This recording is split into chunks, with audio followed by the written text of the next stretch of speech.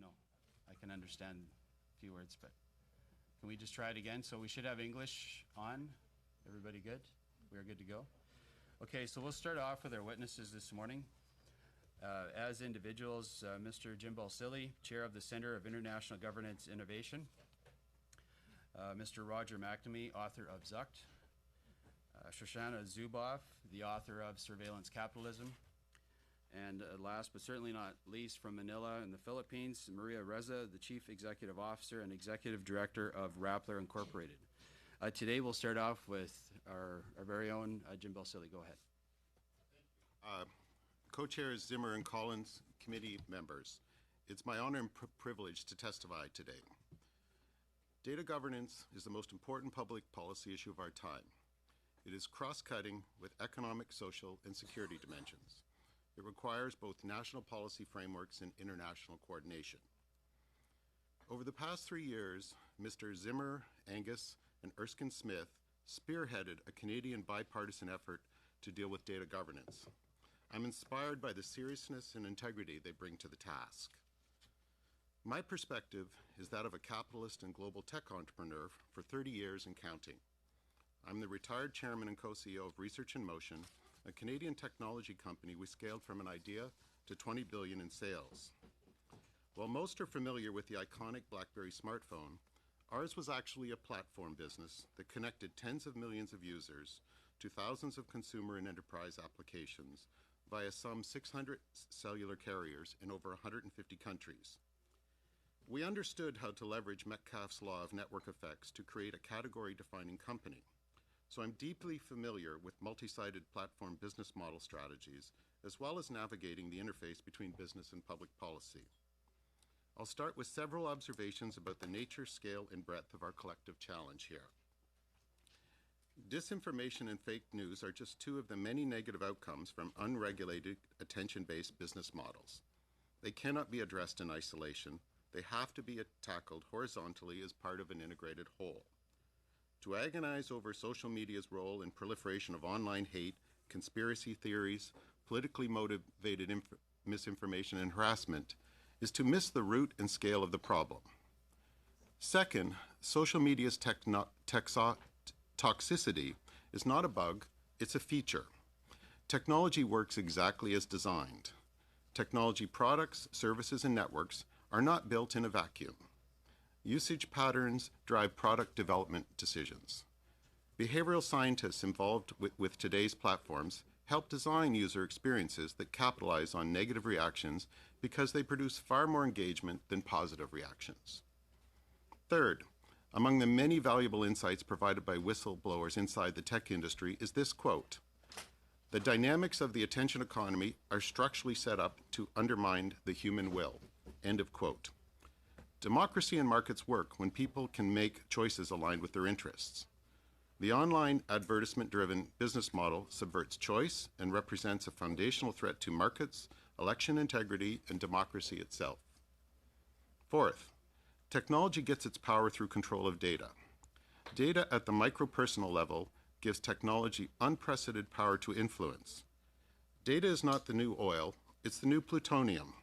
Amazingly powerful, dangerous when it spreads, difficult to clean up, and with serious consequences when improperly used. Data deployed through next-generation 5G networks is transforming passive infrastructure into veritable digital nervous systems. Our current domestic and global institutions, rules, and regulatory frameworks are not designed to deal with any of these emerging challenges. Because cyberspace knows no natural borders, digital transformation's effects cannot be hermetically sealed within national boundaries. International coordination is critical. With these observations in mind, here are my 6 recommendations for your consideration. 1. Eliminate tax deductibility of specific categories of online ads. 2. Ban personalized online advertising for elections. 3. Implement strict data governance regulations for political parties. 4. Provide effective whistleblower protections. 5. Add explicit personal liability alongside corporate responsibility to affect CEO and board of director decision-making. And 6. Create a new institution for like-minded nations to address digital cooperation, and stability. Technology is disrupting governance, and if left unchecked, could render liberal democracy obsolete. By displacing the print and broadcast media and influencing public opinion, technology is becoming the new fourth estate. In our system of checks and balances, this makes technology co-equal with the executive, the legislative, and the judiciary. When this new fourth estate declines to appear before this committee, as Silicon Valley executives are currently doing, it is symbolically asserting this aspirational co-equal status. But is asserting this status and claiming its privileges without the traditions, disciplines, legitimacy, or transparency that check the power of the traditional fourth estate. The work of this International Grand Committee is a vital first step towards redress of this untenable current situation. And as Professor Zuboff said last night, we Canadians are currently in an historic battle for the future of our democracy with a charade called Sidewalk Toronto. I am here to tell you that we will win that battle. Thank you. Thank you, Mr. Balsillie. Next up for 5 minutes, we'll go to Mr. McNamee. Co-chairs Zimmer and Collins, members of the committee, thank you for the opportunity to address you today. My remarks will build on last night's presentations by Professor Zuboff, Professor Tworek, Ben Scott, and today's by Jim. For the 35 years I spent as an investor, I shared Silicon Valley's commitment to technology that empowers the people who use it. Beginning in 2004, however, I noticed a transformation in the culture of Silicon Valley. And over the course of a decade, customer-focused models were replaced by the relentless pursuit of global scale, monopoly, and massive wealth. As Professor Zuboff told you, Google was the first to see the economic opportunity from converting all human experience into data. Google wants to make the world more efficient. They want to eliminate user stress that results from too many choices. Now, Google knew that society would not permit a business model based on denying consumer choice and free will, so they covered their tracks. Beginning around 2012, Facebook adopted a similar strategy, later followed by Amazon, Microsoft, and others. For Google and Facebook, the business is behavioral prediction.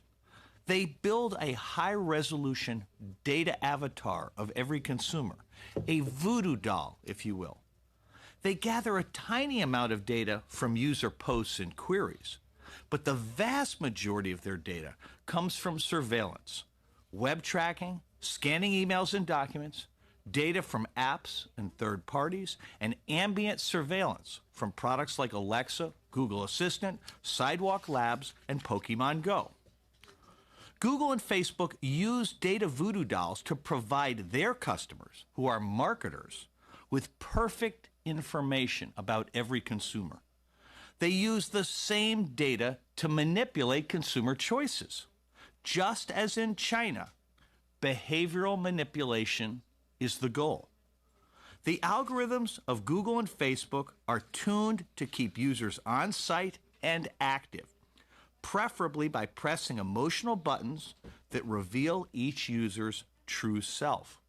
For most users, this means content that provokes fear or outrage. Hate speech, disinformation, and conspiracy theories are catnip for these algorithms. The design of these platforms treats all content precisely the same, whether it be hard news from a reliable site, a warning about an emergency, or a conspiracy theory. The platforms make no judgments. Users choose, aided by algorithms that reinforce past behavior. The result is 2.5 billion Truman shows on Facebook, each a unique world with its own facts. In the U.S., nearly 40% of the population identifies with at least one thing that is demonstrably false. This undermines democracy. The people at Google and Facebook are not evil. They are products of an American business culture with few rules, where misbehavior seldom results in punishment. Smart people take what they can get and tell themselves they earned it. They feel entitled. Consequences are someone else's problem. Unlike industrial businesses, internet platforms are highly adaptable, and this is the challenge. If you take away one opportunity, they will move on to the next one, and they are moving up market, getting rid of the middlemen. Today, they apply behavioral prediction to advertising, but they have already set their sights on transportation and financial services. This is not an argument against undermining their advertising business, but rather a warning that it may be a Pyrrhic victory. If your goals are to protect democracy and personal liberty, you have to be bold. You have to force a radical transformation of the business model of internet platforms. That would mean, at a minimum, banning web tracking, scanning of email and documents, third-party commerce and data, and ambient surveillance. A second option would be to tax micro-targeted advertising to make it economically unattractive. But you also need to create space for alternative business models using antitrust law. Startups can happen anywhere.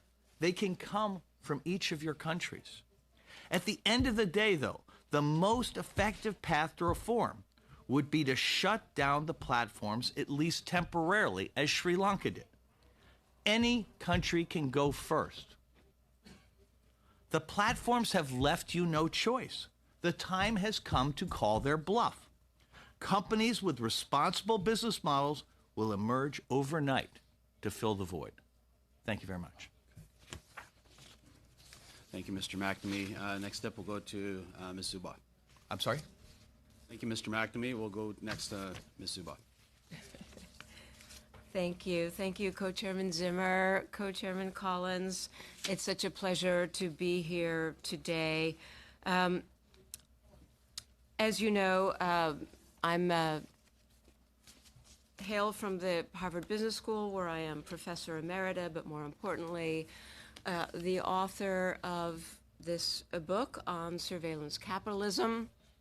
And I say that because I want you to know that any statements and conclusions that I reach today are amply supported by the information and analysis in that work. And I might add that my scholarly work on the digital future began in the year 1978.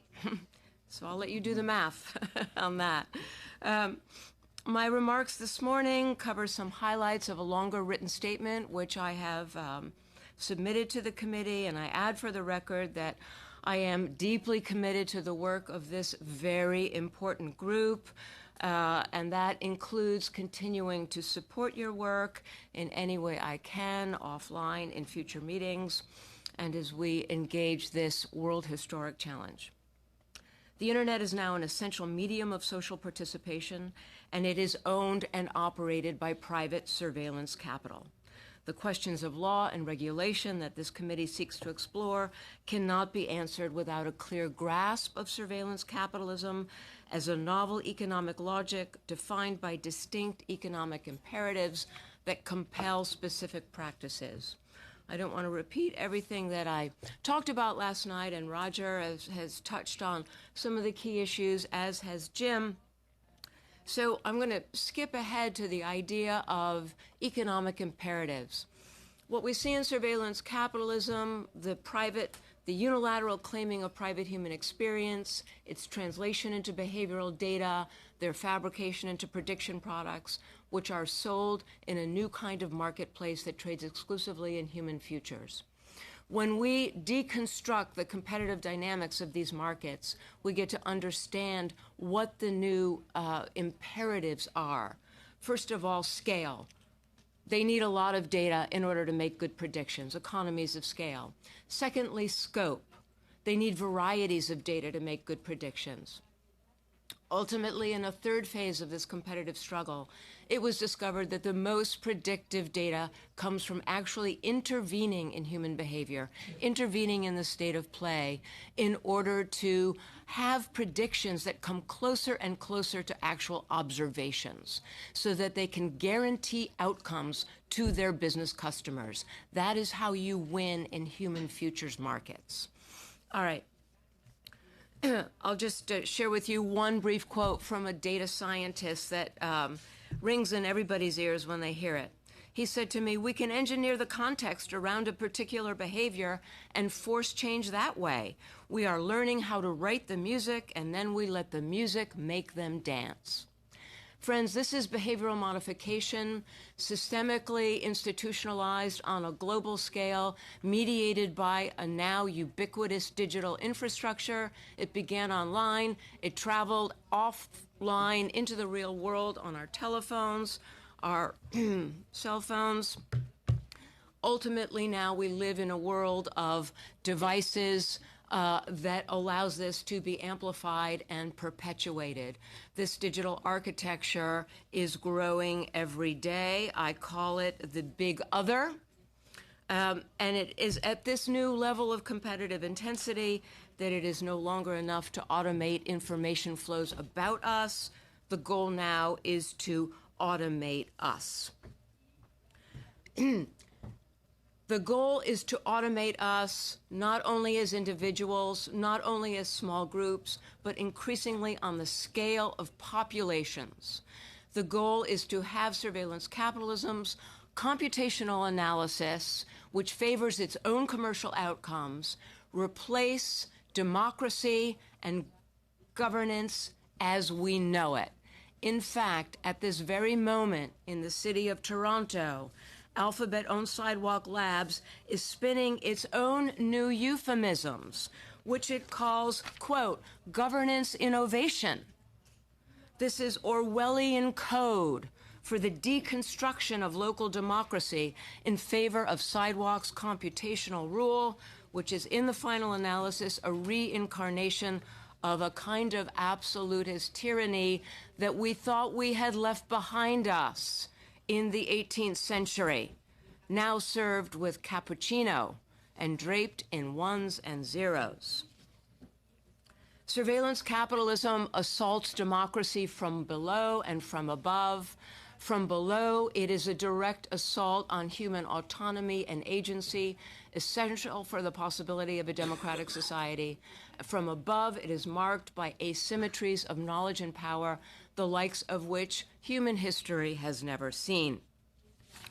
I want to move on to the question of what is to be done, because this is what we really didn't have time to discuss very much last night, and building on Jim's excellent recommendations, all of which I agree with.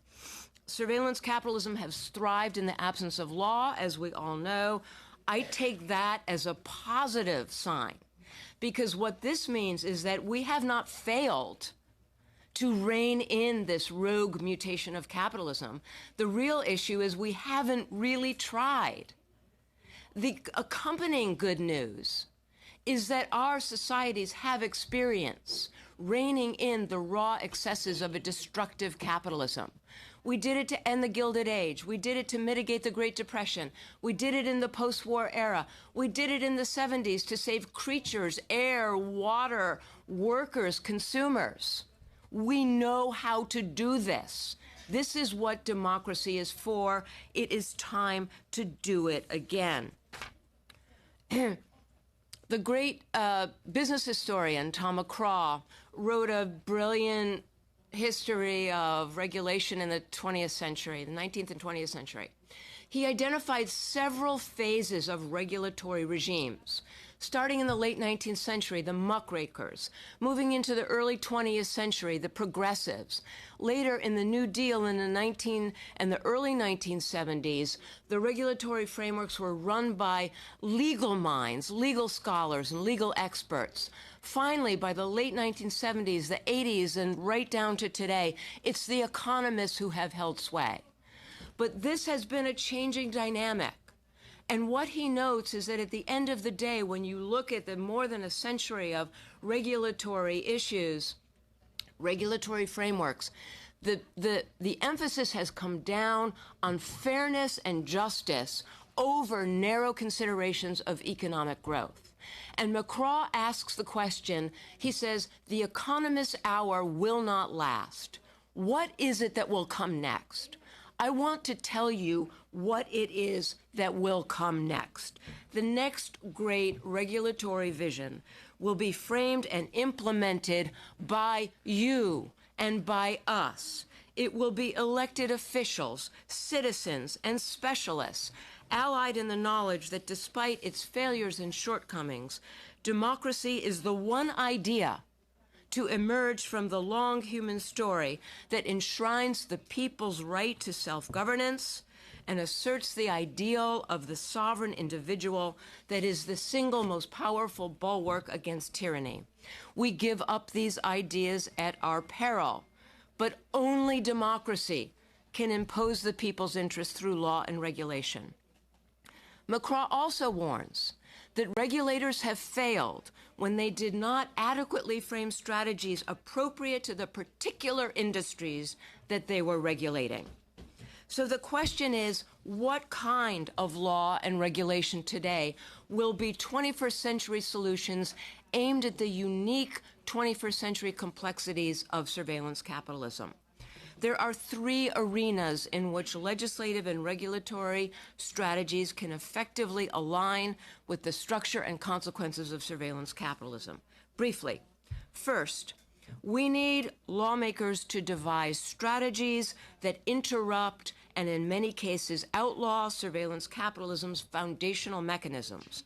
This includes the unilateral taking of private human experience as a free source of raw material and its translation into data.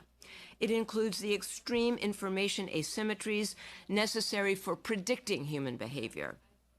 It includes the manufacture of computational prediction products based on the unilateral and secret capture of human experience.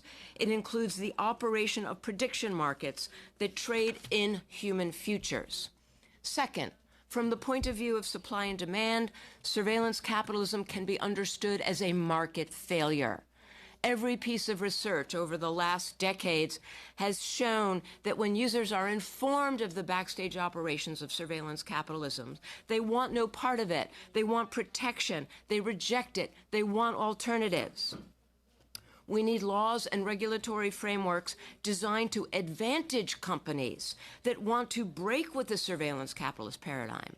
Forging an alternative trajectory to the digital future will require alliances of new competitors who can summon and institutionalize an alternative ecosystem. True competitors that align themselves with the actual needs of people and the norms of market democracy are likely to attract just about every person on earth as their customers.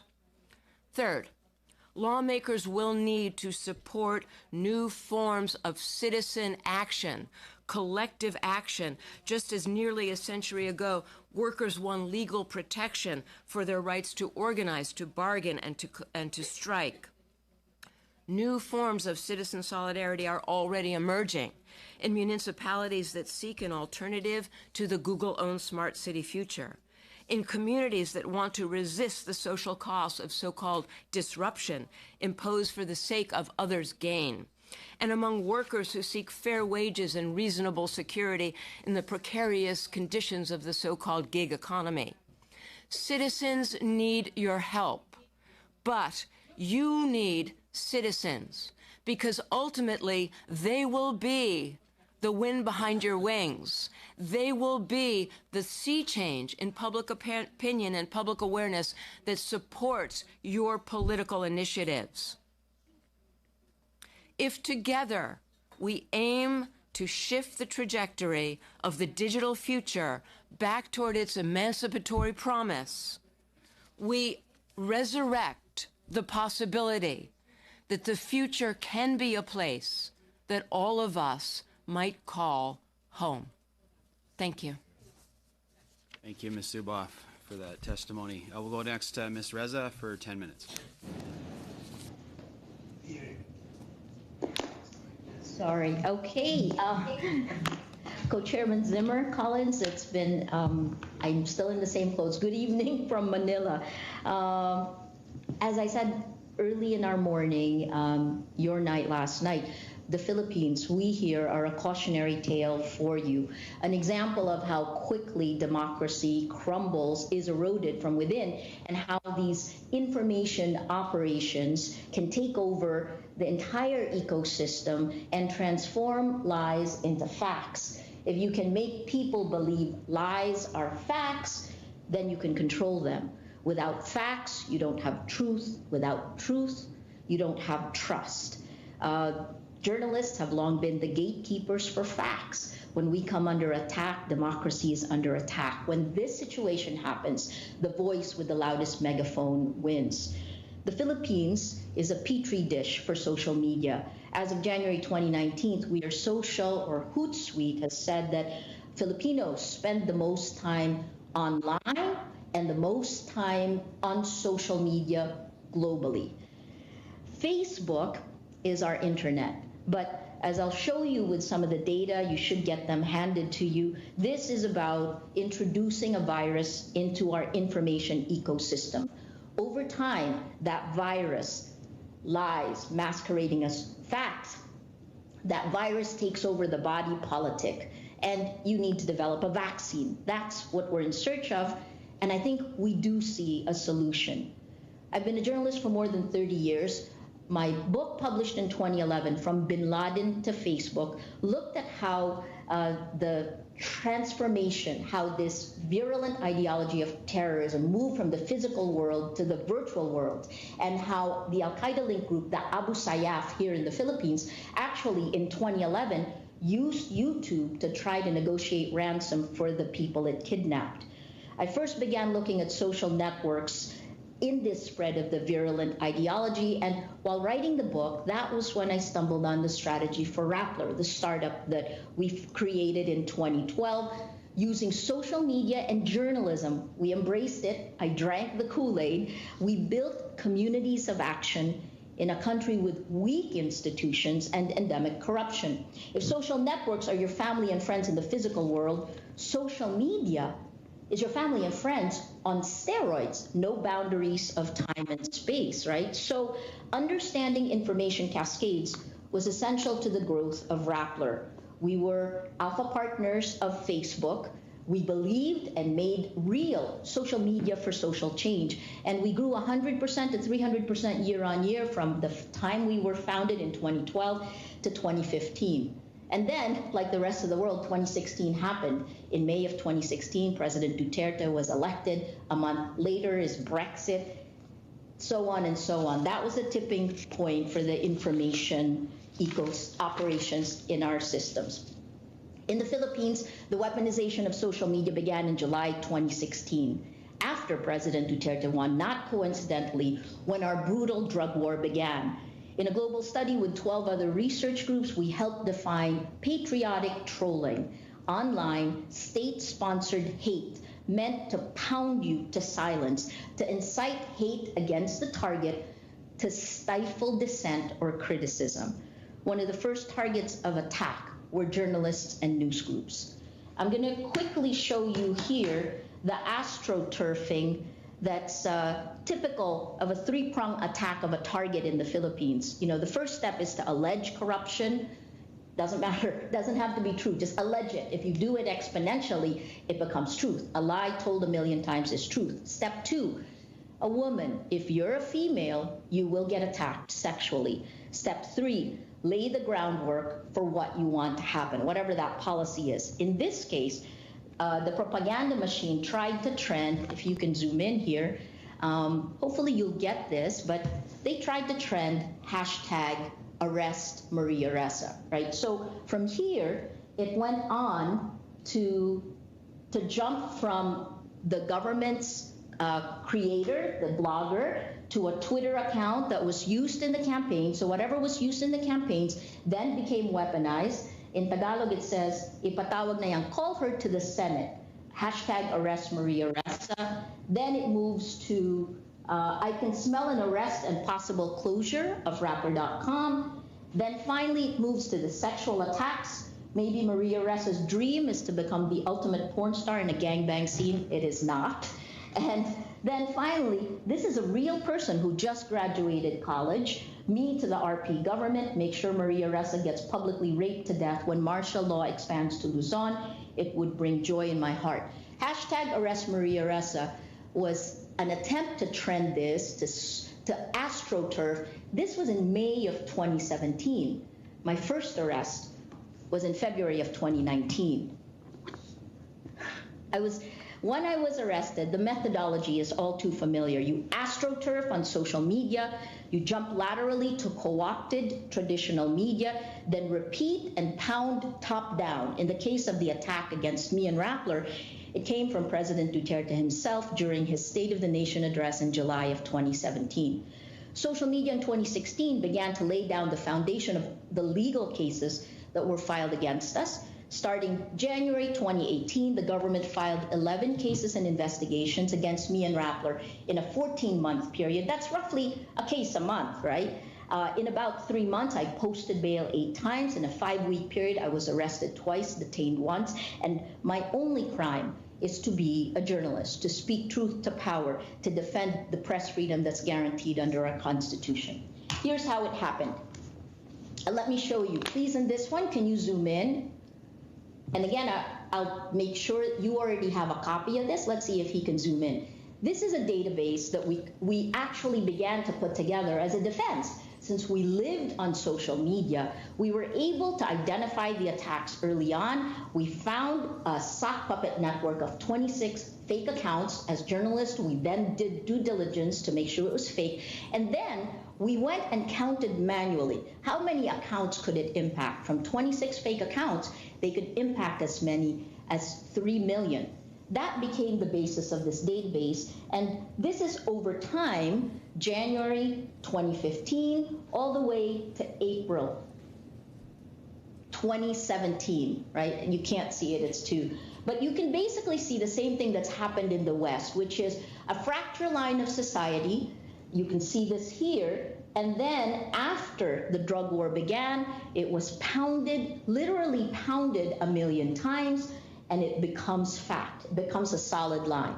After this, bayaran, it translates to corrupt, was pounded so frequently that it had 1.7 million comments in a one-month period. This one is the last. I want to just show you the database and the very crude UX that we built for our social media team, because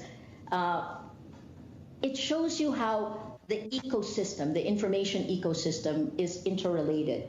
On this one, this shows you the URLs that are controlled. Well, can be by Google, by YouTube. In the middle rung here, you'll see the Facebook pages that actually spread that URL. And then here you'll see the average reposting time. What we did for our team so that they can find the difference between information operations and a real person is to actually show, after we published the propaganda series in October of 2016, you can see when it's red, that means it's been reposted more than 10 times. We zoomed in on one account, and then you can see again, you will have this presentation, you can see that this is actually just the same post reposted over and over and over again, not just on websites, but also on Facebook pages that were used in the campaign, not just of President Duterte, but also of Vice Presidential candidate Bongbong Marcos. So what do? Well, here's the last thing I do want to show you. This is data that when you look at it this way, actually doesn't show you much. It's just a list of Facebook pages and then the weighted degree, in degree, out degree, and then a weighted degree. But if you put it together, you will see this network. And again, this will be handed to you, but this is the social network that was behind the attack on our Vice President, Leni Robredo, in 2017. And I say this because it was so organized and has been sustained. We're talking about almost 3 years that we've lived through this, that the content creators are broken down by demographic. This account takes care, this is where the attack began. This account takes care of kind of the pseudo-intellectual, the supposed thinking class.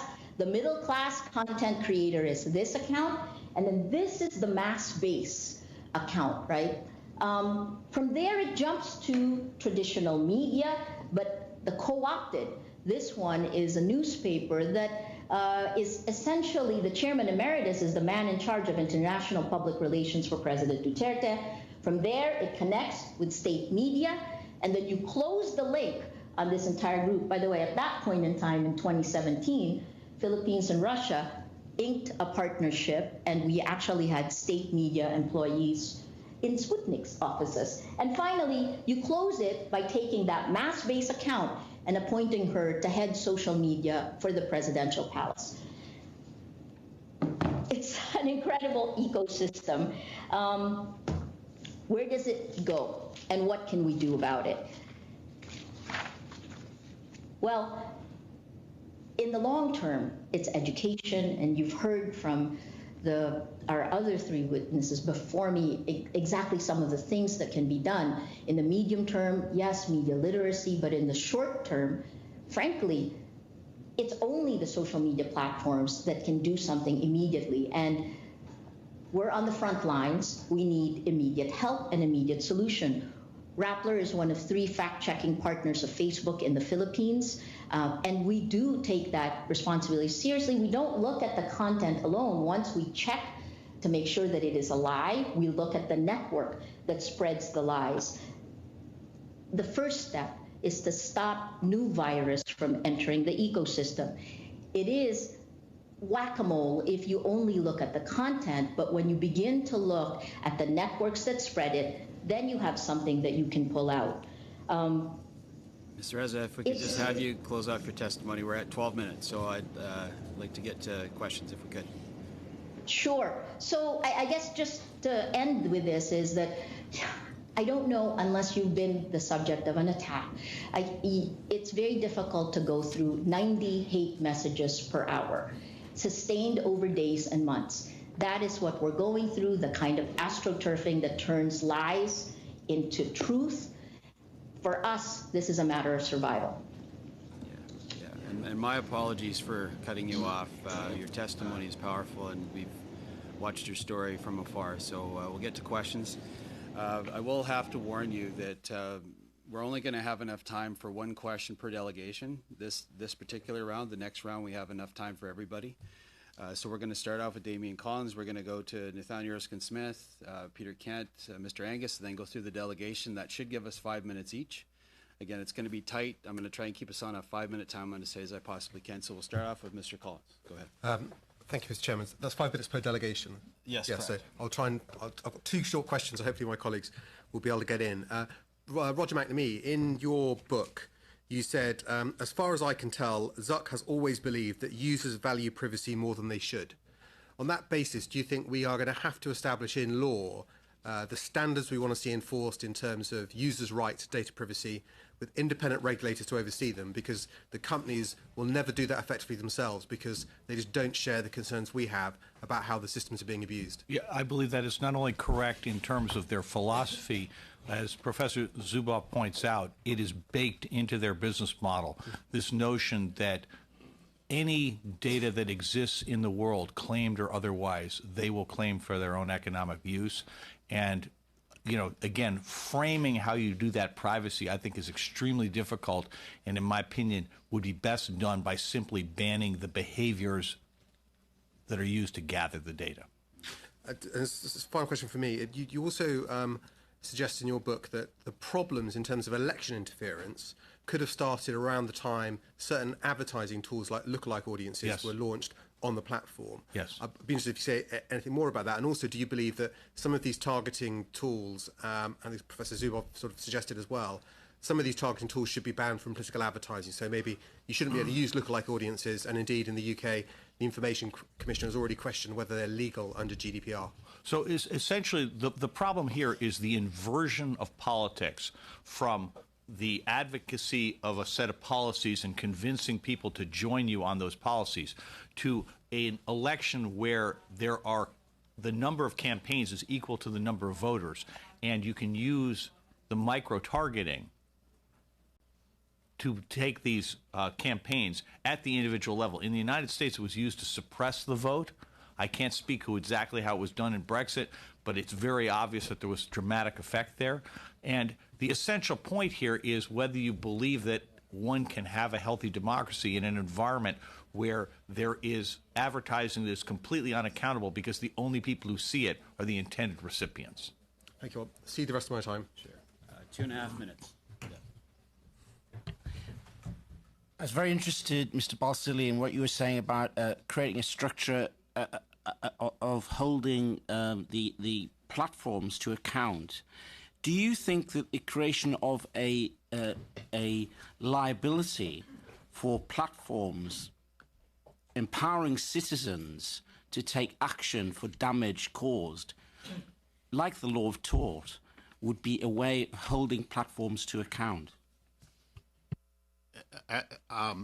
One thing I can assure you that when a board of directors or a CEO has to sign an attestation where they're personally liable, whether it's civil or criminal, I guarantee you that sobers the mind and introduces a form of prudence and conservatism in their behavior. So you introduce that tort construct or criminal, and you get an attestation that they have to sign, and if citizens have the ability to be compensated for that, I assure you that focuses the mind in the corporate boardrooms of tech companies and others, in my experience.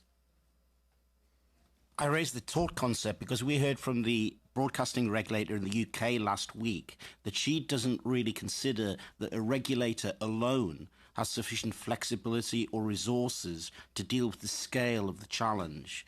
And I wonder if we individualize the accountability through the development of a liability for the platforms, that would be a way to empower citizens to take the action we need. I think that's. I think you create liability, whether it's through class action or individual, whether it's through regulators. I assure you, whether it's corporate, that's one liability. But if it's personal and it ensnares, and the other thing is that it's one thing to be the CEO that's liable, if you're a board person who says my board fees aren't enough for me to be ensnared in this, that changes behavior. So yeah, you introduce liability and shifts on that. How you specifically create somebody who can apply through the courts and all that is specific to each jurisdiction, but it changes the decision approaches. Yes. Okay, my question is to Roger McNamee, which is, what do you think Mark Zuckerberg is more frightened about, privacy regulation or antitrust action? I think he's more afraid of privacy. He's more afraid of privacy. And to Mr. Lucas, I would just say the hardest part of this is setting the standard of what the harm is. These guys have hidden behind the fact that it's very hard to quantify many of these things. Thank you, Ms. Stevens. We'll go to Mr. Erskine-Smith for 5 minutes. So because Mr. Picard has a copy of Age of Surveillance with sticky notes all over it and highlights, I'll pass my 5 minutes to him.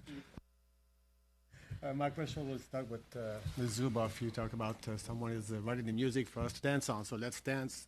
Your question at the beginning is, can the digital future be our home? My reaction to that was, in fact, the question should be, can the future home be without digital? Yes, well, I mean, that's such an important distinction because I don't think there's a single one of us in this room that is against the digital per se.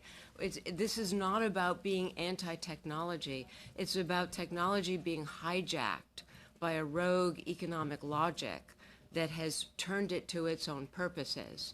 So we talked about this a little bit last night, the idea that conflating the digital with surveillance capitalism is a dangerous category error. What we need is to be able to free the potential of the digital, to get back to those values of democratization of knowledge and individual emancipation and empowerment that it was meant to serve and that it still can serve.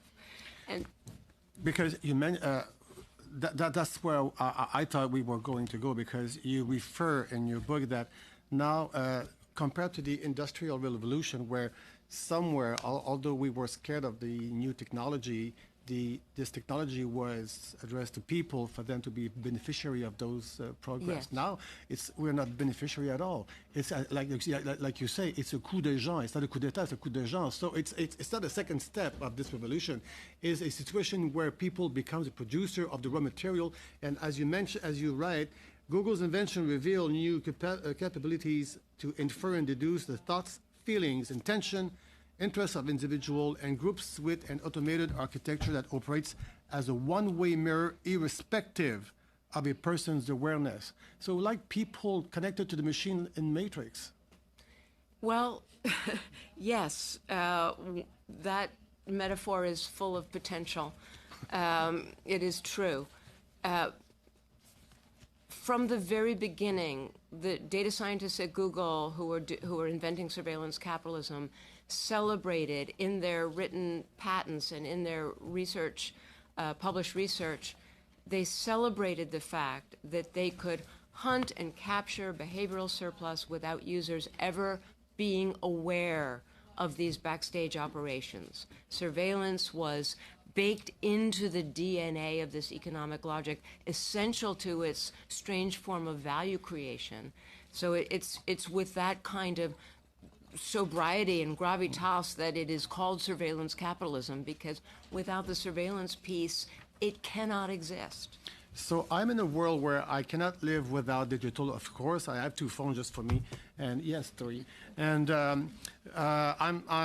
my phone, my fridge can talk to me now. We learned that a few weeks ago. It's everywhere. Now I have to regulate all this. I have two possibilities. One is if I quote Mr. Schmidt in Mobile World Congress, he said, when asked about government regulation, Schmidt said that technology moves so fast that governments really shouldn't try to regulate it because it will change too fast, and any problem will be solved by technology. We'll much faster. We move much faster than any government. Maybe a comment, also Mr. Balsillie, a comment on this, Professor. Well, I'm so glad that you brought that up, because this is part of the relentless ideology of the surveillance capitalists. They have tried to put lawmakers on the run. They have tried to pit lawmakers against citizens. That we serve the citizens. This is exactly what's going on in Toronto right now. Do you really want the government to take away these beautiful wooden buildings and these warm sidewalks that we're going to build for you? So this is ideology. The fact is that they claim the right to freedom in the same way that Adam Smith and Frederick Hayek argued that we need free markets, free market actors, because the marketplace is this ineffable mystery that no one can manage. So ergo, freedom is necessary. The surveillance capitalists claim that freedom, but the market is no longer ineffable for them. They have total information. They know everything that's going into and out of their marketplaces. Surveillance capitalism knows too much to qualify for freedom. This is a rotten ideology at its core, and we must not be intimidated by it. Just a few seconds, Mr. Thank Balsillie, you. on technology We're out of solutions. time, Mr. Picard, so we'll go next up for 5 minutes to Thank Mr. you. Kent. And thank you, Chair. Thanks to all of our witnesses this morning. It has been very enlightening. Well, there seems to be general agreement that eventually harmonized legislation, regulation, policy development across the democracies may be a counter to surveillance capitalism. That doesn't seem likely anytime soon. Ms. Zuboff, last night you said the front line in surveillance capitalism is Toronto, in Sidewalk Labs and the Smart City Project. Mr. Balsillie, you've been quoted as saying that Sidewalk Labs is a colonizing experience in surveillance capitalism, and that Sidewalk Labs continues to weaponize ambiguity. To the two of you, I'd like to ask, perhaps Ms. Zuboff first, then Mr. Balsillie, has waterfront Toronto, has the city of Toronto been steamrollered, bamboozled by Sidewalk Labs' razzle-dazzle, Mr. Doctoroff's vision as it has gradually emerged? Well, of course, I would see to Mr. Balsillie, because he's been more on the ground there than I have, but talking with the folks there, and including Bianca Wiley, who's the citizen activist, and reading everything that I have read. I mean, there's no question. I mean, this is how Sidewalk Labs operates. They go into cities offering things that the municipality itself cannot afford, and they do it for a quid pro quo, the suspension of law. They say, we'll come into your city and we'll provide all of these things, but we don't want to have to deal with policies, and we don't want to have to deal with politics. You're going to have to clean all that up if you want our money.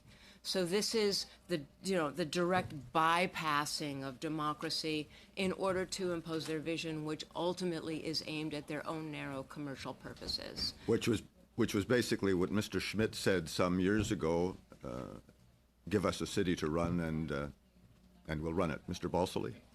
Yeah, history will be very kind to those that are taking the leadership, like around this table, and it will judge very harshly those that succumbed to their personal insecurities, to be razzle-dazzled by these folks. Of course you can regulate. You have all the power to regulate. Of course you can. And I think you can regulate very much in the near term. There are very, very clear surgical points that you can move to that will begin the shift, as everyone has mentioned, certainly, and people are calling for help, like Miss Ressa.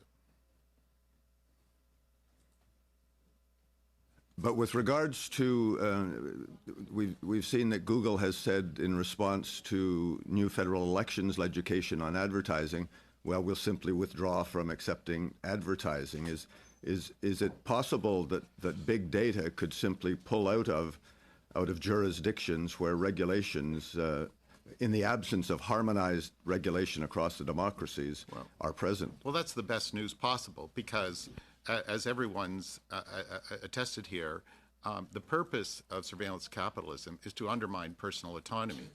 And yet, elections in democracy are centered on the sovereign self, exercise their sovereign will. Now, why in the world would you want to undermine the core bedrock of election in a non-transparent fashion to the highest bidder at the very time your whole citizenry is on the line? And in fact, the revenue for this is immaterial to these companies. So one of my recommendations is just ban personalized online ads during elections. We have a lot of things you're not allowed to do for 6 or 8 weeks. Just put that into the package. It's simple and straightforward. Mr. McNamee? There's one point that I think is being overlooked here, which is really important, which is if these companies disappeared tomorrow, the services they offer would not disappear from the marketplace. It would take literally moments. I mean, in a matter of weeks, you could replicate Facebook, which would be the harder one. There are substitutes for everything that Google does that are done without surveillance capitalism.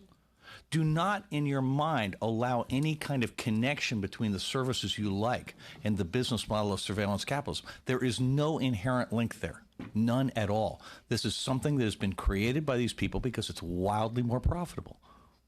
Thank you. Thank you, Mr. Kent. Next up, Mr. Angus. Chair, I'll say at the beginning, I represent a region that's bigger than the United Kingdom. I represent communities that have no roads, some of the poorest indigenous communities. And Facebook and YouTube transformed the power of indigenous communities to speak to each other, to start to change the dynamic of how white society spoke about them. So I understand its incredible power for the good. I see more and more, though, in my region, self-radicalized people who are, it's impossible to speak to them. Flat earthers, yes, there are. I met them.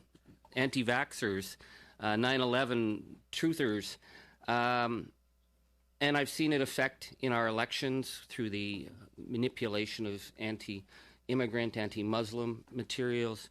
But I have not yet seen the threat of death. So, Ms. Ressa, you said that when in the West, what we face yesterday, I think to be correct, is that we face democratic threats.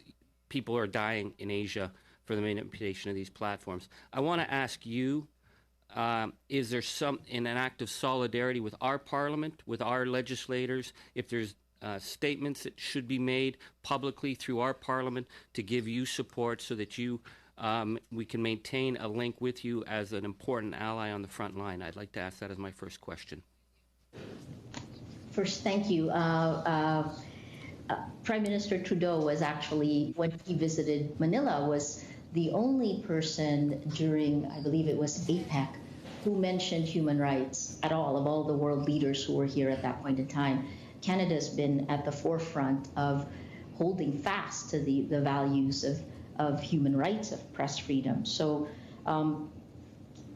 thank you. I mean, in advance, I think the more we speak about this, then the more the values are reiterated, especially since someone like President Trump truly likes President Duterte and vice versa. It's very personal. But, sir, when you talked about, where people are dying, you've seen this all over Asia. There's Myanmar, there is the drug war here in the Philippines, India and Pakistan, just instances when this tool for empowerment, just like in your district, it is something that we do not want to go away, not shut down. And despite the great threats that we face, that I face and my company faces, Facebook, the social media platforms still give us the ability to organize, to create communities of action that have not been there before.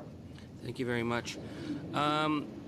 I've been very concerned about Sidewalk Labs, and I'm looking at it as a real estate deal. This may be the most prime real estate in North America that was handed over to Google on what the Auditor General of Ontario said was the shortest RFP she's ever seen. I think 6 weeks. It's 10 weeks for a local art project down there. Dan Doktorov came and told us it was the longest RFP in history. The Auditor General raised concerns that there was no public involvement, that this was done behind the scenes. Dan Doktorov told us that this was the most open process ever. I'm very concerned about the privatization of public space. I come from mining country. We had company towns. We fought like hell to get rid of them. I've heard from Mr. Balsillie. I've heard from Ms. Zuboff. Mr. McNamee, what do you think the citizens of Toronto should do regarding giving Google that prime real estate in the downtown where so many people gather? I wouldn't let them within 100 miles of Toronto. So the fundamental issue here is one of self-governance and self-determination. And so I just don't believe any business, not Google, not anybody, should be in the business of operating our public spaces and our civic infrastructure. I just think that, there's a limit to what you can do with a public-private partnership, and that is way over the line. There's an experiment going on, I believe, in Barcelona, where there is a smart city project going on where the community and the citizens own the data. That'll be a very interesting thing to watch. The observation I would make is I am still cautious about the gathering of the data in the first place. Okay. I believe that the underlying issues relative to surveillance create too many temptations for people, and at the moment it's way, way, way too difficult to monitor what they're doing with the data once it's collected. So I believe that all of these things require, to use the old government thing, it required dramatically more study before we move forward. Thank you.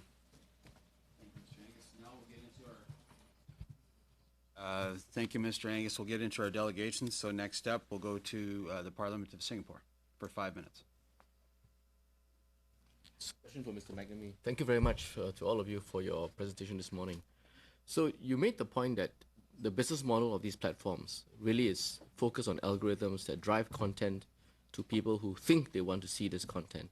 And you also mentioned that fear, outrage, hate speech, conspiracy theories is what sells more.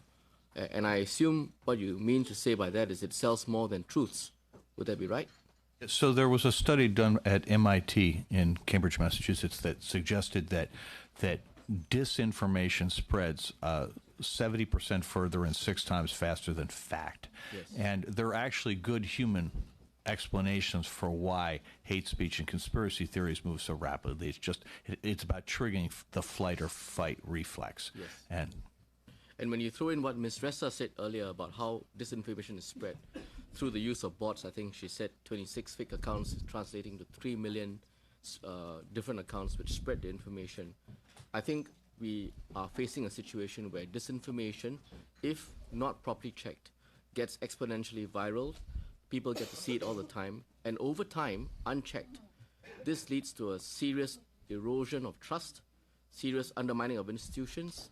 We can't trust elections, and fundamentally, democracy becomes marginalized and eventually demolished. Would that be a right way of I agree assessing with it that. if- I agree with that statement completely. To me, the challenge is in how you manage it.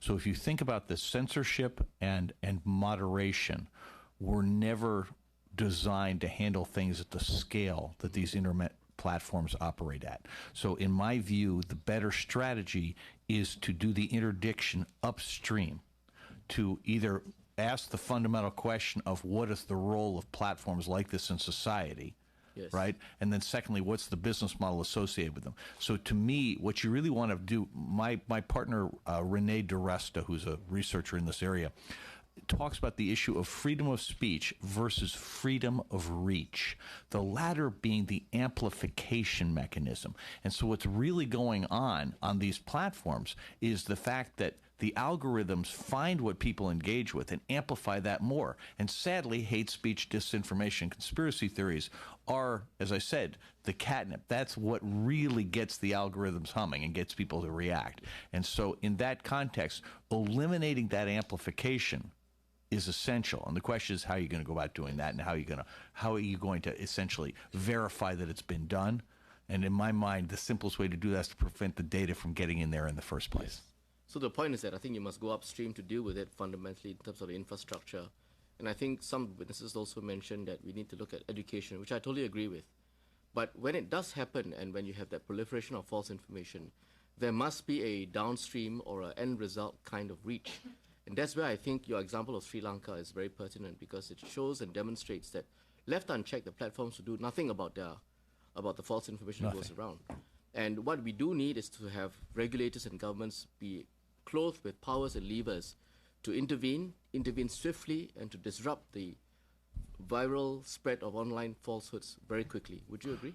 As a generalization, I would not be in favor of the level of government intervention that I have recommended here. I simply don't see alternatives at the moment. That in order to do what Shoshana's talking about, in order to do what Jim is talking about, you have to have some leverage. And the only leverage governments have today is their ability to shut these things down. Well, if you look Nothing else works quickly enough. Yes, exactly. So speed is crucial in that situation, because if you look at what's happened in Sri Lanka, in Myanmar, recently in Jakarta, that's what's happened. Yeah. Yes, thank you. My colleague will have some questions. I have some follow-up questions with Mr. McNamee. I'd like to make reference to the Christchurch shooting on the 15th of March 2019. After that, the New York Times had actually published an article by Mr. Kevin Roos. I'd like to quote what he mentioned in this article.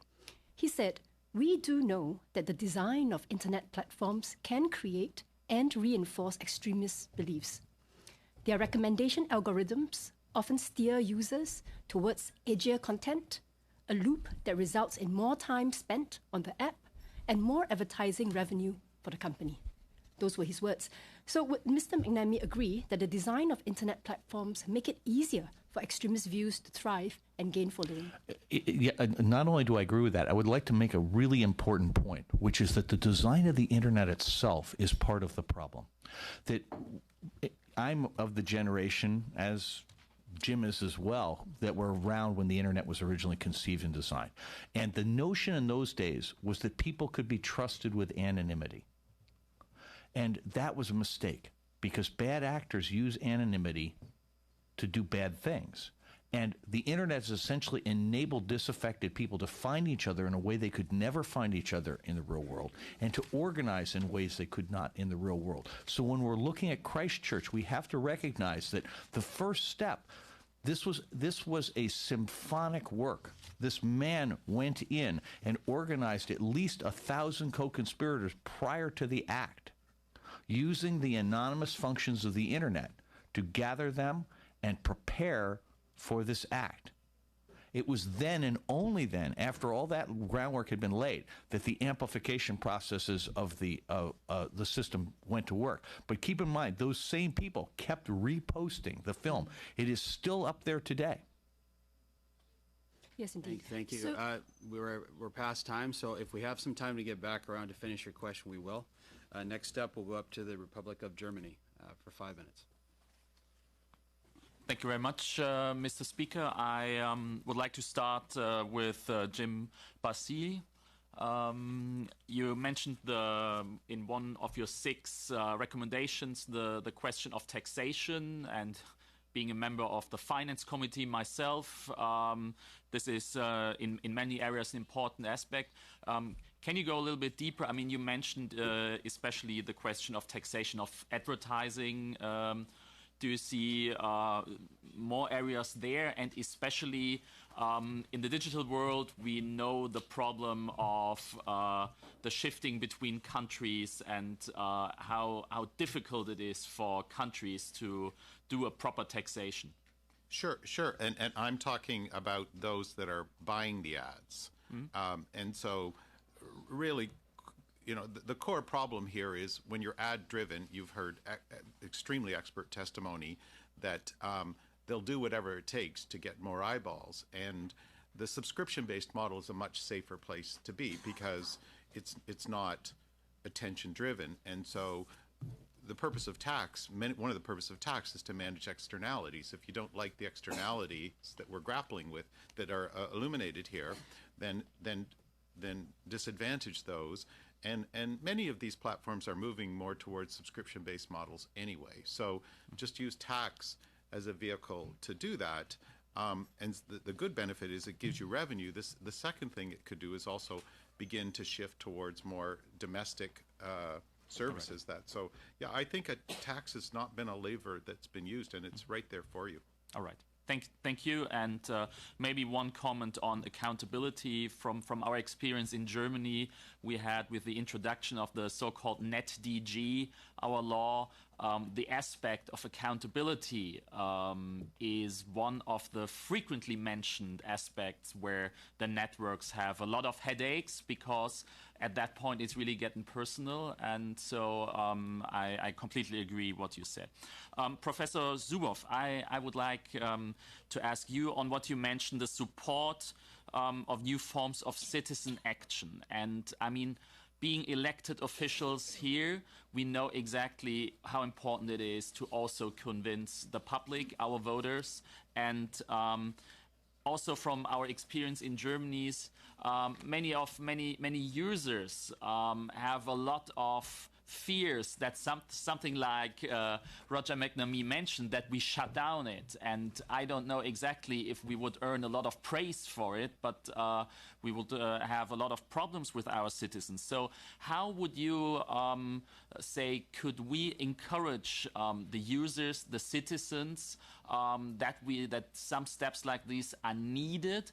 And how can we avoid that it is perceived as some sort of censorship by governments? I mean, we are always in that area where government's interference also can be perceived as censorship. Yes, and it's so critical to be conscious of that balance. You know, because obviously authoritarian governments, would love Roger's recommendations. You know, shut it down because we don't like what they're saying, and obviously that's not the intention here. So how do we make that distinction? I mean, one thing I can say to you is that I really think that we're in the midst of a sea change in this public reaction, and I wonder if you're seeing this in Germany. I've been traveling all over the world in many cities for the last 5 months continuously. And every group I talk to, I begin with one question. What are the concerns that brought you here? So all different parts of the world. And in every single group, no matter where I am, they say the same things. I ask them to shout out one word. And it begins with anxiety, manipulation, control, fear, resistance, democracy, freedom, rebellion, malaise, and the same constellation. And what I've learned is that that there is a sense within our populations that things are not right, that there is a power that is not aligned with our interests, that we don't understand it, and no one can control it. And that is beginning, you know, Cambridge Analytica, Chris Wiley, our work is all making a difference. so I think that there is a ripeness there. And so we already, my advice would be look to those areas where these new crystallizations are already emerging. Barcelona is one, which is entirely based on citizen solidarity. There are other cities as well that are getting on that bandwagon. There are groups of digital workers who are trying to devise digital communities and digital sovereignty. So it's about amplifying these things that are already coming up from the grassroots. And then the other side, and Maria was, of course, mentioning this as well, education. We're still in a situation where every piece of Pew Research shows us over and over again, so many people simply do not understand these backstage operations. Why? Because billions of dollars have gone into designing them to keep us ignorant. So we've got to break that, and we've got to communicate and educate.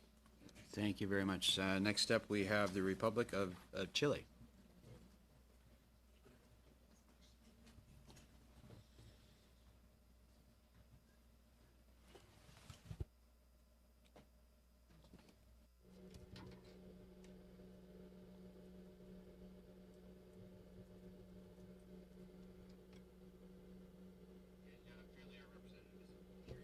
Go to next representative from Estonia for 5 minutes. Thank you, and thank you very much for those inspiring presentations to kick off the morning. I will start with the question to Mr. McNamee, and my reading is and my understanding is that it is really difficult to force a toothpaste back to a tube once it's already got out. And I do think that the use of artificial intelligence algorithms, they are there to stay. And to be very fair, AI is not evil in itself or per se. So I would put my question this way, that if you were sitting in my chair today, what would be the 3 steps you would recommend or you would do if we leave those shutting down the platforms aside for a second? The issue that we're dealing with here is that in the United States or in North America, roughly 70% of all the artificial intelligence professionals are working at Google, Facebook, Microsoft, or Amazon.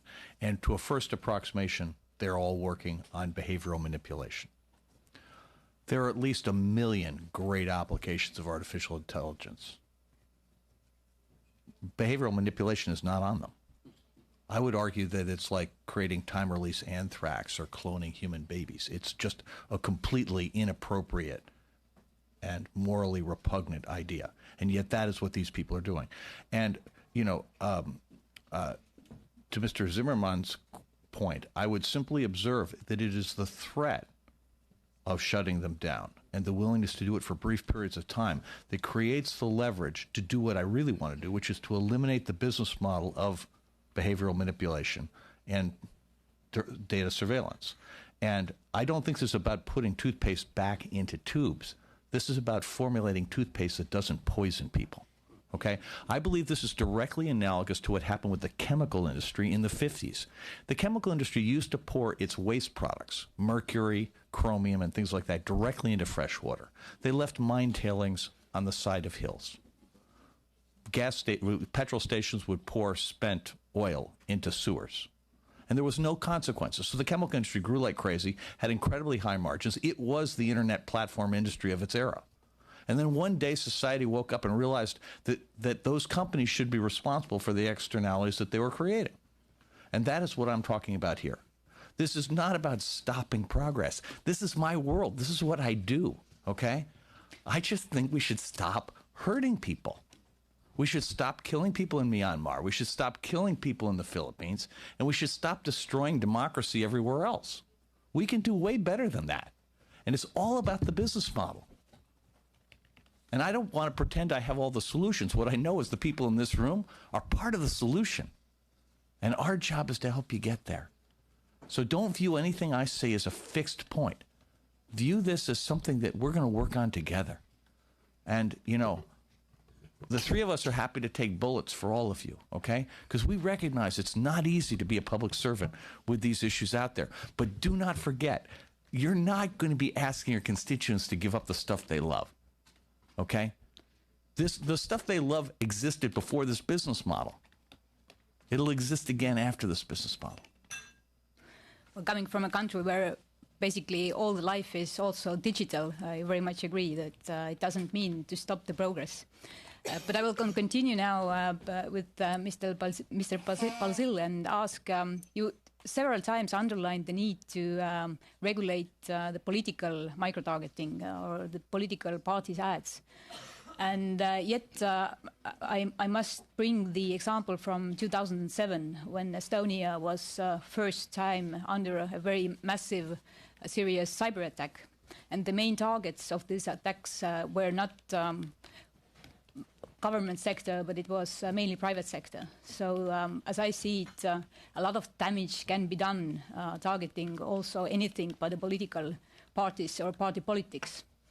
Do you see that the regulations need to be different for political micro-targeting and all the other ads, or do you see that basically the rules are needed the same way in both sectors? I agree with Roger that it needs to be in both sectors, but if there's one that's uniquely pernicious, it's the underpinnings of our democracy. So I think there needs to be complete transparency of all activities between political parties and these platforms, and I think that political parties should be under privacy legislation. Believe it or not, in Canada, our political parties are not governed by our privacy legislation, and I think that it requires a special kind of personalized ban during elections. But I do agree with Roger that the business model is fundamentally flawed. It's going to take a constellation of activities to get there, but I think the political place is the most sensitive and most targetable place to fix it right away. And yet a lot of damage can be done by, I don't know, micro-targeting ads concerning the environmental damage, for example, or medicine, or several other sectors. But my last question would be actually coming... We're actually at time. If we have time to get back around, we're already at 6 minutes, so we'll move on. I do think we'll have some time. We see some of the delegations haven't arrived yet, so we'll go next up to Mexico. Thank you. I am going to speak in Spanish, if you allow me.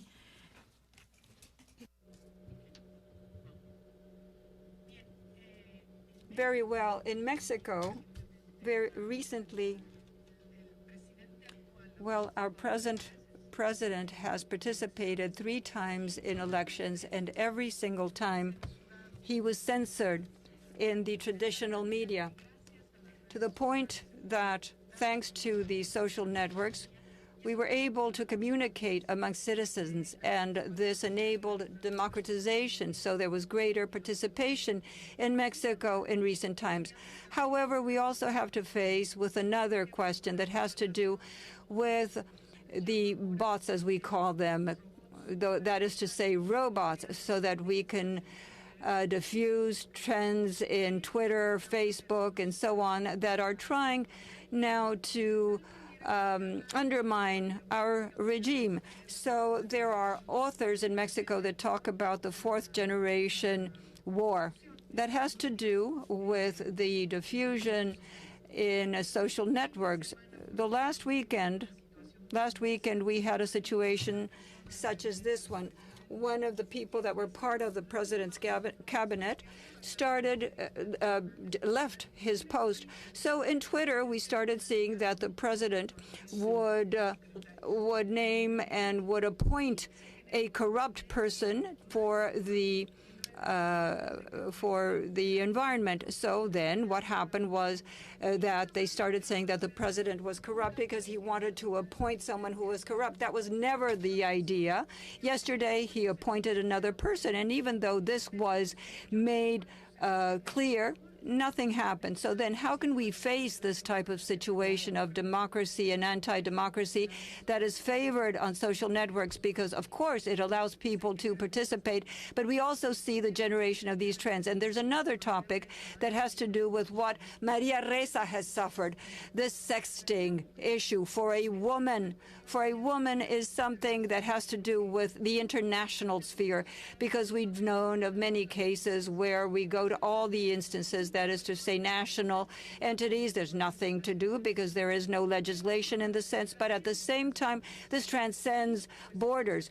So what we have to do is go to Google, and Google becomes something of a tribunal, an international court. So it's very difficult to get rid of these images. And so we've seen suicides. We've seen people that have done terrible things because of this. So what can we do at an international level? How can we work together, men and women, for this to end once and for all? Thank you. Do you have anybody specific to answer your question? Any, or just all the panel? No, anyone who could. Yeah, thank you. So go ahead, maybe with Ms. Zuboff. Go ahead. Well, you know, we're surfacing this theme over and over again. If you think about the history of science and engineering in the 20th century, the whole idea was that systems would be created to cure and to provide fail-safe for any problems. So in medicine, for example, the idea was vaccines that could counter viruses. And in engineering, it was backup systems, fail-safe systems, layers of systems that could counter crises when they occurred. Safety. It's extraordinary that the internet has been loosed upon the world to launch viruses without vaccines, to create channels for the kinds of things that you're describing, the robots, the disinformation, without any kind of fail-safe system. And as we've been discussing, this goes back to a fundamental problem, which is that there is no such thing as content moderation. There is only behavioral surplus supply chains and the idea of protecting these flows of behavioral data. So everything that the platforms do is down a very narrow line. The only action that emerges is if they're in danger of losing user engagement, of using surplus flows, or on the other hand, if they're in danger of attracting legal scrutiny.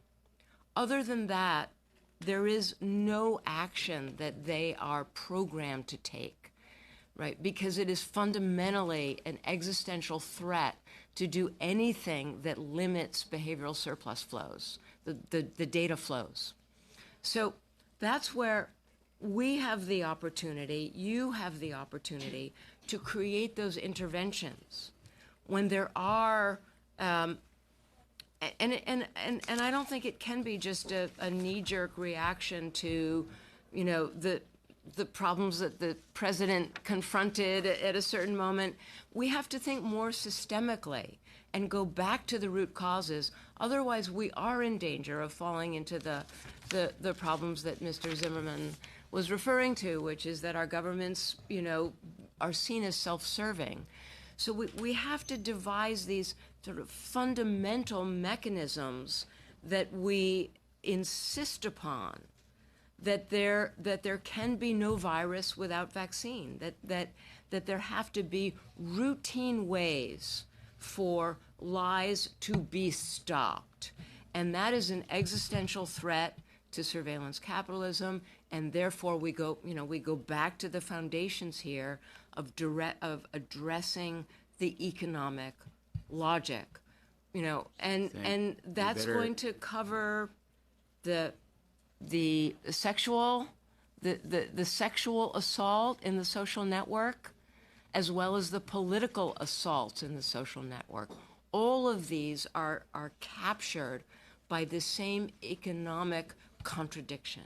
Thank you very much. Next up, we'll go to Morocco for 5 minutes. Thank you, Mr. Chair. Let me first of all thank you, organizers and co-organizers, for making of this meeting the event that it is today.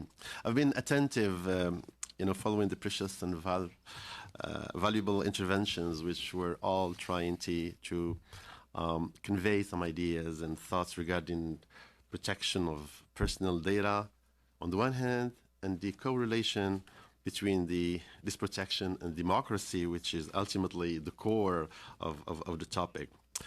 Needless to remind you that violating private lives is shaking, if not jeopardizing, our democratic choices. That is, the detention of personal data by certain actors, be they state actors or trade actors, renders our democracies vulnerable and subject to manipulation. And today, whether we like it or not, ourselves, we all become nomophobic to the extent that this reminds me of Mary Shelley's Frankenstein. We become victims of our machines.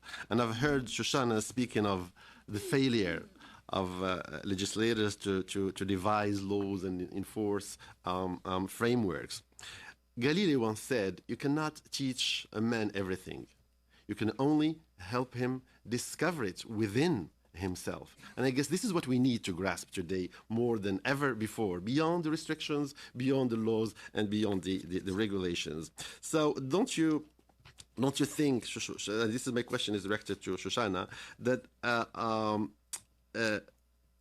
it's an ethical question. And nobody can legislate on ethics. But what is frightening today is the more it says, the more it's going to be hard to handle. So how would you react to that? Thank you. This is such a wonderful question. I realized I didn't have time this morning to share this with you, but it's in my written statement. But there's a fascinating story here about a U.S. Senate subcommittee that was convened in 1971, chaired by a famous senator, Sam Ervin, who was one of the Watergate senators who defended democracy in that crisis. And it was a bipartisan committee, everyone from the arch conservative Strom Thurmond to Ted Kennedy. It was convened around the subject of behavioral modification, because behavioral modification had been imported from the Cold War into civil society and was now being used in schools and hospitals, in prisons, in all kinds of institutions of captive populations. And Sam Ervin wrote the conclusion for this committee. And he said that behavioral modification fundamentally undermines individual sovereignty.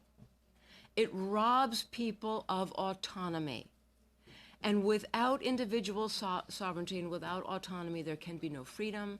And without freedom, there can be no democracy. The outcome of 4 years of deliberation on that subcommittee was to eliminate all federal funding for behavioral modification programs, right? That was in the 1970s. I think of the 1970s as 5 minutes ago, right? Those were some of the best years of my life. It wasn't that long ago, right? So now they're talking about aiming this at these institutions, bounded organizations. Here we are, 2019, and we have global architectures of behavioral modification backed by trillions of dollars of capital. And where is the outrage? Where is the moral compass? Where is the response within us, as you say, that says this cannot stand? This is inimical to everything that our societies are founded on. And so I agree with you. Part of our challenge now is to get over the ideologies of the last 4 decades that have belittled government, that have belittled the state, that have denied regulation as an assault on freedom, to understand, as I said before, that these companies know too much to qualify for freedom.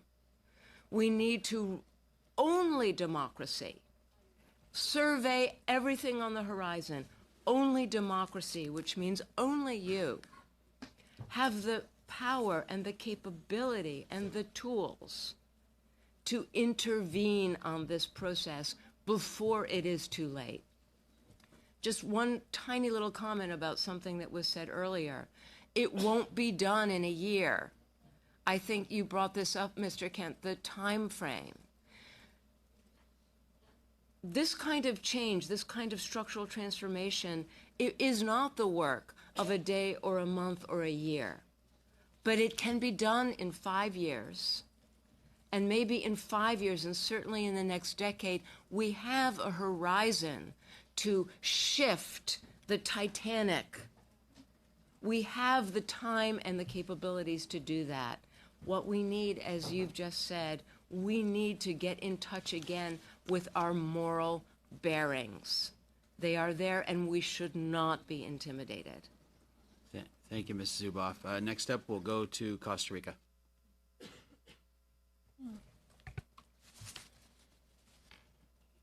Muy buenos días. Muy buenos días a todas y a todos. Voy a hablar en español porque me queda más como tal vez quería compartir dos ejercicios. Just hold on a second. Translation isn't operating yet. A ver, it's coming. It's coming. Is it coming? Thank you. Thank you, sir. I'm going to be speaking Spanish also. I feel more comfortable. I'd like to share with you 2 things we've been doing in Parliament in Costa Rica and also in the presidency of the Republic to take care of these effects. Recently, the president of the country spoke against a group of trolls that she was able to identify because they were disseminating fake news. As a result of this, we have created mechanisms of double check, truth, hashtag trend about fake news. We have also created a hashtag to check the information that is broadcast mass. Hashtag let them not lie to you. It is rather a movement of checking the information on civil society who want to have actual truth. This has in a way softened things, but we have the debate indeed whether this implies limiting freedom of expression, the possibility of creating these rules. The social movement has had greater effect than the debate in Parliament. I wanted to share that since the president was the one who was speaking about it, this has been very important in order to disseminate the information. Ms. Ressa, for any comments? We haven't heard from you for a little while. Any comments? No. Well, I guess part of what we're still seeing here is the debate is centering on the gatekeeping part. Sorry, I'll look at it in the context of journalism. Standards and ethics, which are the values of it for content moderation in terms of what Shoshana said. And then in terms of gatekeeping, it is behavioral modification. Journalists have always had the ability to do that, but the reason we didn't before was precisely because we were held accountable for it. But there was still a self-regulating function. And I think to just do a very simple action, because what I'm worried about sometimes, even though we're under attack, is that this would be throwing the baby out with the bathwater. So it's a word that was mentioned by Shoshana, transparency. So transparency, accountability, and then consistency. I think this is creative destruction that we're seeing right now. And I think jumping to turning it all upside down without starting with pulling one thread may throw the baby out with the bathwater. Thank you, Ms. Ressa.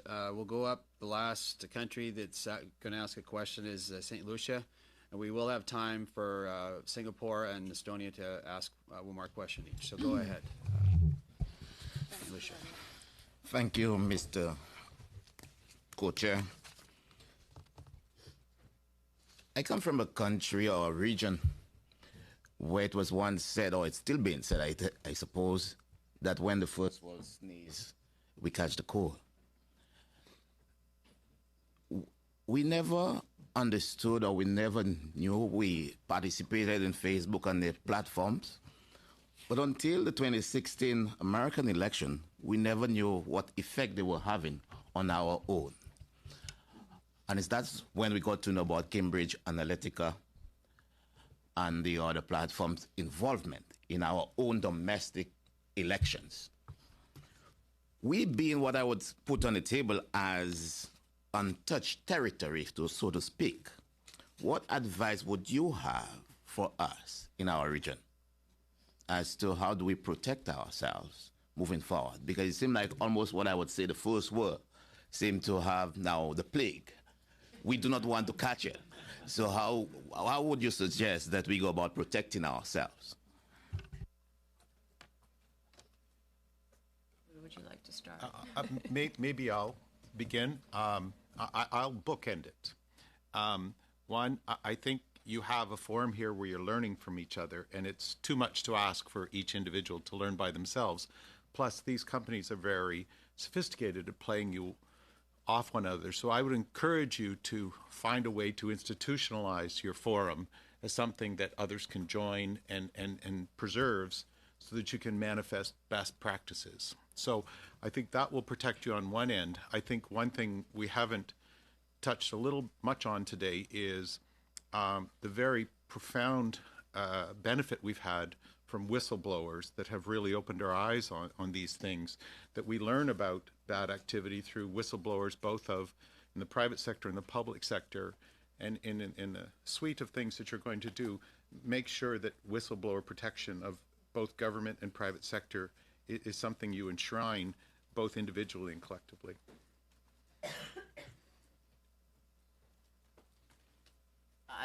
I would just really want to add and underscore what Jim just said. There is an opportunity here, for a collectivity, and for this group to begin to identify some of the kinds of interventions and policy interventions and regulatory actions that you want to experiment with. And there may be different countries here, who become the living laboratory for some of these experiments, but you're not out there, doing it alone. You're doing it with your colleagues.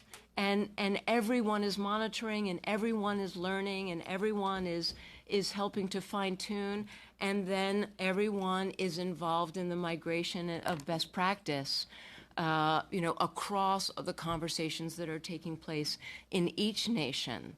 So I really want to encourage you to pursue the question, but to do it in a way that helps build this institutional vision that Jim is describing, because that's what is going to move our shared societies forward. Mr. Daniel, I think you have an enormous problem trying to solve this by yourselves. I think that Google doesn't believe that it's competing against Facebook. Facebook doesn't believe it's competing against Google. I think Google thinks it competes against the government of China, where the technology companies report to the government. And I think Google views itself as in competition at that level, and that countries are at best subsidiary to them. And I think they're unbelievably clever at playing countries off against each other, and they're very clever at essentially delaying long enough so that it becomes impossible to act. And the business model is the issue. It is pervasive, and for a smaller scale country, the degrees of freedom available to you are very, very limited. And again, I hate to keep coming back to the Sri Lanka example, but as far as I can tell, I don't care what scale your country's at. I think this is just as true of the United States. I don't think the United States has any leverage over these guys at all, short of shutting them down, or at least threatening to shut them down. And, what we have to do is develop some leverage. And that is really what the challenge is for this committee and for policymakers around the world. You have to recognize that what you're dealing with here is something that's really big, it's really new, and they have absolutely no intention of cooperating. You have no leverage over them, none. And until somebody shows that they're serious about doing something about this, it's just going to keep going on. Mr. McNamee. We'll go next to Singapore and then Estonia. So one last question each. Go ahead. Mr. McNamee, in your book, you say that whether by design or by accident, platforms empower extreme views in a variety of ways. The ease with which like-minded extremists can find one another creates the illusion of legitimacy, and protected from real-world stigma, communication among extreme voices over internet platforms generally evolves to more dangerous language. So do you agree that by providing a place for extremist content to thrive and for like-minded people with extreme views together, that the tech companies bear some responsibility for grave attacks such as the Christchurch shooting? The answer, I do believe that they bear responsibility. But again, to go back to the answer I gave you before, we have to also remember the things that are inherent in the architecture of the internet. And so to me, the question is there some way to put anonymity, on trial and have a conversation about whether identity is something that's fundamental?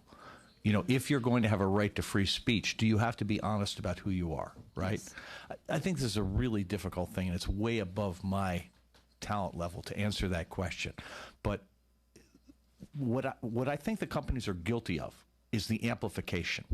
It is their design that amplifies hate speech. It is not their design that allowed those people to congregate. Yes. It is true that in other contexts, they do allow them to congregate. In that particular one, the congregation took place in things like 8chan and in Reddit, right? And so this is a super, super difficult problem. And sometimes you're going to see the getting together. I mean, obviously what the Russians did in the United States in 2016 took place inside Facebook, inside Instagram. And so yes, they do have responsibility. But again, I think these things are really hard to parse. And I look forward to working with you going forward, because I do not want to pretend like I've got a snap answer for that. Thank you. Thank you. We'll go to Estonia for the next question. Yes, thank you. Well, disinformation campaigns have really been part of Estonia's big neighbors' wonderful methodology for ages. Russia's hybrid warfare, it's there already for a very long time. And I would say that everything that helps to destabilize or distract the societies will be used and have been used. So this is why I said before that even today, if we had already in place the regulations for political parties, for how they use the data, it would not solve all the problems. Yes, it would be necessary for sure. And Estonia has been one of the countries who has been a strong believer that the rules that apply offline also have to apply online. But it's not enough if we say that it's only the problem of political parties, because it is not. It's much more wider. But now my question would be actually about GDPR. Again, coming from Europe, we have had, after our own very intense debates, GDPR in effect now already for some time. And since the beginning of GDPR, we have actually got 95,000 data protection complaints to the national authorities, which a little bit shows the demand that is there. I would like your comment. How do you see the GDPR regulations when it comes to the protection of personal data? If I may, I think GDPR is an excellent step forward. I think the control elements of personal data and the portability and the consent aspects, and I believe the shift to more algorithmic integrity is a great step forward. So I think that's really powerful. I think all the folks around this committee should reflect on the fact that I believe under Article 8 of the EU Constitution is that they've drafted GDPR that is a universal human right. So I, as a Canadian, can demand all my data controlled from Canada under EU law, or they're breaking European legislation. So I think how you can play these various jurisdictional regimes and structures is a very, very powerful set a possibility, and I think Europe is showing a model for the world, and I think it's a journey. I think Roger hit upon something extremely important, which is paying attention to the identity aspects. Traditionally, governments gave you credentialed identity called passports and driver's license, and I think that's been a gap in the internet and its design, and Tim Berners-Lee would say that. Perhaps governments should come back into that role of saying, we'll be looking after identity, and that's a form of vertical state investment that you could explore here and could address much of the problem at a very surgical level. Add something about GDPR. I worry that the next step, you have to expand what it covers.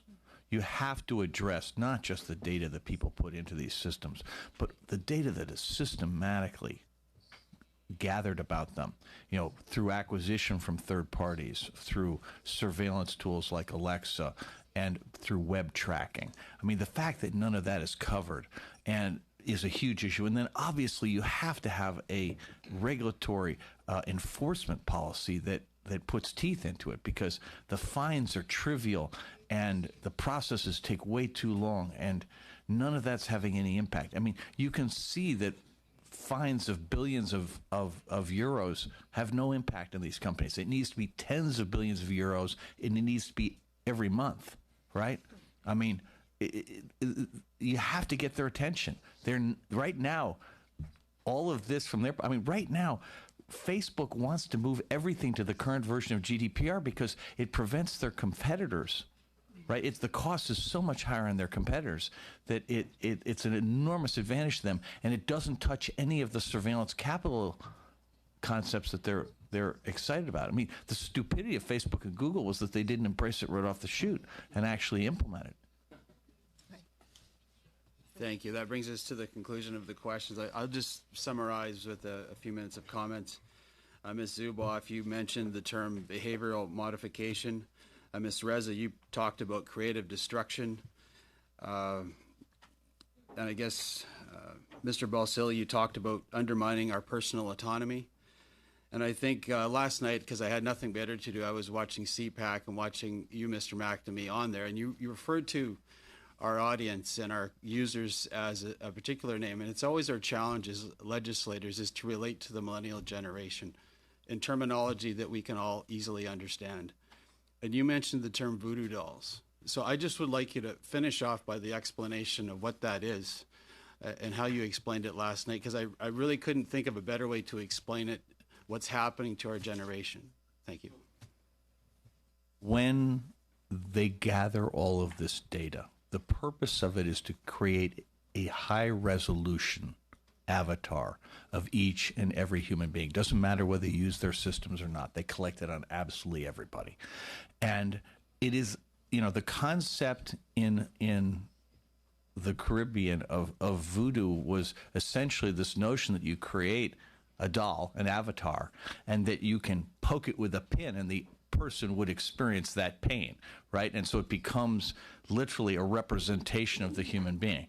And so my partner Tristan Harris came up with this notion of the voodoo doll to describe what's going on here, because what happens is that before long, when you get to this point where you can anticipate what people are going to be able to do, because the resolution of the voodoo doll and the context of all the other voodoo dolls you have, you can see what people who have common characteristics have done, and it tells you what this person's going to do. And as Shoshana makes the core point, that at the beginning it's about trying to anticipate, but ultimately the final analysis is about actually manipulating their behavior. And the way you do this is by controlling the menu. We as consumers think that Google is an honest broker, that Facebook is an honest broker, and that the results of our queries are honest, but they're not. They're informed by the data voodoo doll. And as a consequence, they're manipulating our behavior because they manipulate the choices that are available to us. And all of this, just as with a voodoo doll in the Caribbean, you're not aware of it. And you're just aware that the outcome has happened without understanding what the source of it is. And I just think that's wrong. And I think as policymakers and as somebody who spent 35 years in Silicon Valley, it's our job to come to the defense of our constituents. Thank you, Mr. McNamee, and I just would like to thank you for all testifying. And again, with the offer that Ms. Zuboff made to us is to help us get there. I think we're going to be calling on you. This committee will end tomorrow at noon. Certainly, though, the work will not. And we look forward to having your opinions as a feedback loop, and also to ask you questions on a regular basis to get the answers that we're needing. So again, thank you for appearing today. Our time is very short, so at turnaround time, we're going to have the platforms appear at 10:30, so that's in 10 minutes. So thank you again for appearing before us today.